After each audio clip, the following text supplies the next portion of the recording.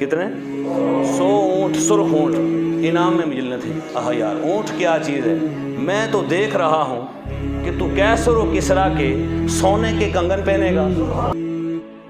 دو ایسے مواقع آئے کہ حضرت ابو بکر صدیق نے ڈر کا اظہار کیا۔ ایک یہ واقعہ ہو گیا جب وہ کافر بالکل آ کر پہنچ گئے غار کے منہ پر، اور دوسری مرتبہ جب تیسرے دن وہاں سے نکل کر آگے چلے اور سراقہ بن مالک گھوڑے پر سوار ہے، بڑی تیزی سے پیچھے سے بھاگ کر آ رہا ہے۔ کسی نے ان سے بتایا کہ 2 آدمی ادھر سے صحرا کے اندر جا رہے ہیں، فلاں راستے سے جا رہے ہیں۔ بڑا تیزی سے جب آیا تو دور سے حضرت ابو بکر صدیق نے اسے دیکھ لیا۔ حضرت ابو بکر صدیق پیچھے پیچھے چلتے تھے اور دائیں بائیں نظر بھی دکھاتے، ادھر ادھر دیکھتے تھے کہ کہیں سے کوئی آدمی آ نہ جائے۔ تو جب دور سے دیکھا کہ ایک آدمی تیزی کے ساتھ گھوڑے پر دوڑ کر آ رہا ہے تو آپ حضور علیہ الصلوۃ والسلام سے مخاطب ہوئے، عرض کی یا رسول اللہ ایک آدمی ہمارا پیچھا کر رہا ہے۔ تو حضور علیہ الصلوۃ والسلام نے کوئی جواب نہ دیا، وہ بڑا تیزی سے چل رہا ہے۔ جب وہ قریب آ گیا تو پھر عرض کی یا رسول اللہ ایک آدمی جو پیچھا کر رہا تھا وہ بہت قریب آ چکا ہے۔ حضور علیہ الصلوۃ والسلام پھر بھی خاموش رہے۔ جب سراقہ بن مالک بالکل قریب آ گیا نا، بالکل چند گز کے فاصلے پر آ گیا، تو ابو بکر صدیق سے نہ رہا گیا۔ تیسری مرتبہ پھر عرض کی یا رسول اللہ اب تو وہ ہمیں پکڑنے والا ہے۔ پھر نبی پاک علیہ الصلوۃ والسلام نے فرمایا لا تحزن ان اللہ معنا، ابو بکر نہ گھبرا، ہم صرف 2 ہی نہیں، ہمارے ساتھ اللہ بھی ہے۔ نبی پاک علیہ الصلوۃ والسلام کو جب اس کے گھوڑوں کی سم کی آواز جب آپ کے کانوں میں پڑی تو آپ پیچھے مڑ کر آپ نے سراقہ بن مالک کو دیکھا۔ جب دیکھا تو اس کی سواری کو زمین نے پکڑ لیا، سواری جو تھی وہ گھٹنوں تک زمین میں دھس گئی، رک گیا وہ۔ حضور اس کی طرف مخاطب ہو کر کہے کیا بات ہے یار، ہمیں پکڑنا چاہتے؟ اس نے کہا یا رسول اللہ بات یہ بڑا غریب آدمی ہوں، بڑے اونٹوں کی جو ہے وہ شرط لگی ہوئی ہے، اتنا معاوضہ اتنا دینا ہے انہوں نے، اتنا انعام ملنا ہے، بڑا غریب ہوں میں، تو غربت کی وجہ سے پھر میں آپ کی طرف آ گیا، مجھے معاف کر دیں۔ آپ نے کہا چل تجھے معاف کیا جائے واپس۔ اس نے کہا شاید ویسے ہی میری سواری رک گئی تھی۔ اس نے پھر دوبارہ حملہ کیا، اب اس کی سواری بالکل زمین تک قدم اس کے چلے گئے۔ اب اس نے پھر معافی مانگنا شروع کر دی، کہا یا رسول اللہ معاف کر دیں، غلطی ہو گئی ہے۔ کہا کیا بات ہے یار، تو ہمارے پیچھے بار بار کیوں آ رہا ہے؟ اس نے کہا یا رسول اللہ غریب ہوں۔ کیا ہوں؟ غربت آدمی کو بڑے بڑے کام کروا دیتی ہے، بڑا غریب ہوں آدمی۔ اب پہلی مرتبہ حضور نے نہیں فرمایا، جب دوسری مرتبہ اس نے کہا نا، حضور نے کہا اچھا غریب ہے یار، تو تمہیں کتنے پیسے ملنے تھے؟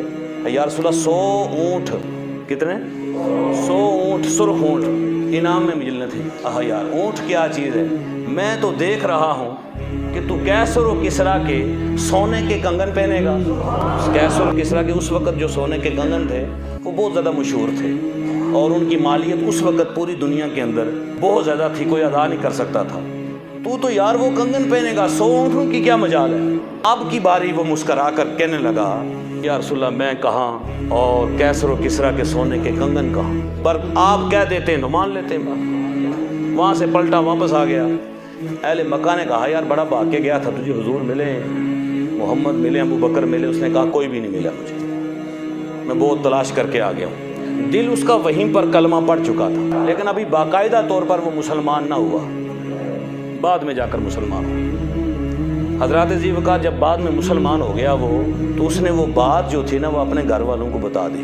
جب وہ حضور کے پیچھے آیا تھا 70 سال اس کی عمر تھی، اور 10 سال حضور کے مدنی لگائیں، اور 10 سال کے بعد حضرت ابو بکر سے 2.5 سال وہ خلافت رہی، 82 سال ہو گئے۔ عمر فاروق نے 12 سال خلافت کی ہے، اور آخری سالوں کے اندر کیسر و کسریٰ فتح ہوا ہے۔ 100 دن نیڑے پہنچ گیا بندہ، بڈھا ضعیف، اچانک بیمار ہو گیا۔ یہ بیمار پتہ کب ہوا؟ عمر فاروق کے دور خلافت کے پہلے سال شدید بیمار ہو گیا، اور اس کو بے ہوشی ہو گئی۔ اتنی شدید قسم کی بے ہوشی لائق ہوئی کہ اس کے بچے نے اس کی پاؤں کی انگلیاں باندھ دی، منہ بند کر کے نا، باندھتے نہیں میت کا جیسے، تو منہ باندھنے لگا تو اس نے اشارہ کیا اب میں زندہ جے، میں ابھی زندہ ہوں، پانی شانی دیتا ہوش چاہے انہیں ہے یار کی کرنے لگے ہو میرے نال؟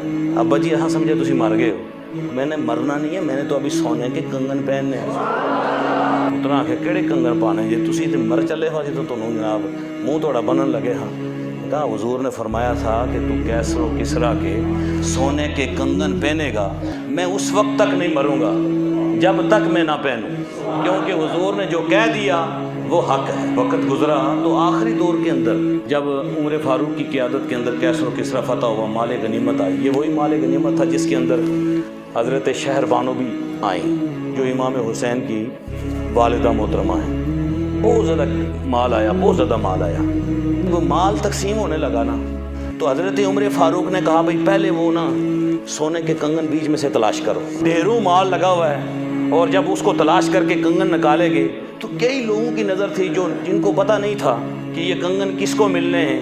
عمر فاروق کو تو پتہ تھا نا حضور نے کس کے لیے کہا ہوا ہے، تو تلاش کر کے کہا بھائی سراقہ بن مالک کو بلاؤ۔ بوڑھا آدمی 92-93 سال کی عمر ہے، جب بلایا گیا تو کہا بھائی ہاتھ آگے کر، لیکن یاد رکھ مرد کو سونا پہننا حرام ہے، ناجائز ہے، اور عمر ایسا ناجائز کام کبھی بھی نہ کرتا، لیکن آج کرے ہی کرے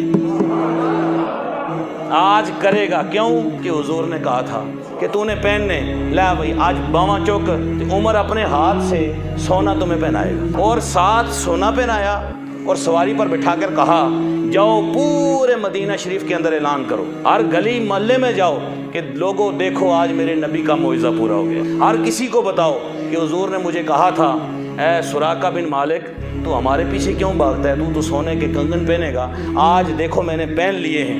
انہوں نے کنگن پہنے، ایک وجدانی کیفیت کے اندر وہ ساتھ اعلان کر رہے ہیں اور ساتھ یہ کہہ رہے ہیں کہ یا اللہ اب مجھے موت دے دے، اب مجھے زندگی کی پرواہ نہیں ہے، میرے نبی کی بات پوری ہو گئی۔